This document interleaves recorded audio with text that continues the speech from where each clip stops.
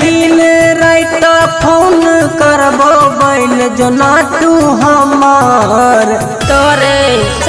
दिन रात फोन करबो बैल जो ना तू हमार की देख फायर का नजर हम न देबो मोबाइल नंबर की देख फायर का नजर हम न देबो मोबाइल नंबर मुझे ना चल निकल मिथिलांचल रिकॉर्डिंग स्टूडियो किसानपुर हम न देबो मोबाइल नंबर सब कुछ कीन के देबो तोरा छौरी झुमका नथिया गे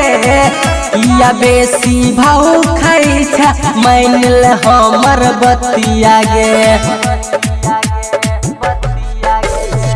एहन सोच कहाँ सो तोरा दिमाग में घटिया रे चुपचाप ओने चल जो छोरा लागे छ लटपटिया रे साचो जान मार ये तोहर पतली कमर गे बेचारा हे गे साचो जान मार ये तोहर पतली कमर गे की देख फायर का नजर हम न देबो मोबाइल नंबर की देख फायर का नजर हम न देबो मोबाइल नंबर दिमाग में धलिए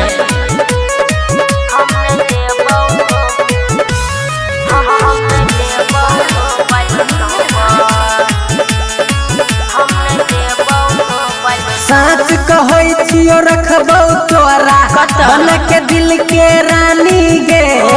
सबसे अलग रहते जान अपन प्रेम कहानी गे सब बुझे छियो नहीं पढ़ा